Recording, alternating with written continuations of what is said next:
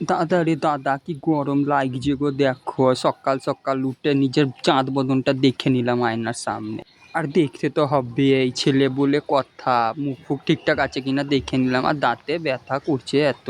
এই দেখো, ক্যামেরায় দাঁত দেখছি, দাঁত ঠিক আছে কিনা। সেই অবস্থায় চলে গেলাম ব্রাশ করতে গাঁড় ফাটে যাচ্ছে গো। আর পেয়ারা গাছে দেখছিলাম পেয়ারা হয়েছে কিনা, ভালো করে চারদিকটা দেখে নিলাম, ক্যামেরা ফ্যামেরা ঠিকঠাক আছে কিনা। আমার তো আবার গাঁড় জ্বলে, ফোন টোন ঠিক আছে কিনা। আর ওয়েদারটা দুর্দান্ত ছিল গো, হাওয়া ফাওয়া পুরো পরিপূর্ণ। আর কত কষ্টে যে দাঁত মাজছি সেটা আমি জানি গো, গাঁট তো ফাটে যাচ্ছে, এত যন্ত্রণা।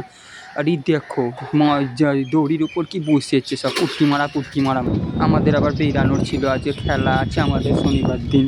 মানে আমাদের যেটা যে বিপিএল হয় শর্ট হ্যান্ডে, সেইটা মাঠ রেডি করার জন্য বেরিয়ে গেলাম, মুখে চিকনা মিকনা হয়ে সানস্ক্রিন মেখে থেকে। ওয়েদারটা দুর্দান্ত ছিল, ঘাস কাটা হয়ে গেছে। একটা ছিলরও দেখা নেই গো, আমার গাঁট তো ফেটে গেছে এই ঘাস তুলতে ঝাঁটা দিয়ে। এগুলো তুলে সম্ভবত কাটা দিয়ে, এই দেখো জেরাম সেরাম করে হোক জড়ো করে নিয়েছি তাড়াতাড়ি। অনেক মাল হয়েছে, প্রায় 2 ভ্যানের কাছাকাছি হবে গো। এগুলো যদি আমার বাড়িতে ফেলতে পারতাম তো জল জমা জায়গাটা উঁচু হয়ে যেত। কি আর করার আছে, চলে গেলাম সাইকেলটা নিয়ে, তাড়াতাড়ি বেরিয়ে গেলাম একটুখানি।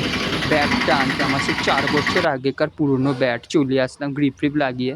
আর অর্ডার করেছি আজকে ডমিনোজের পিৎজা।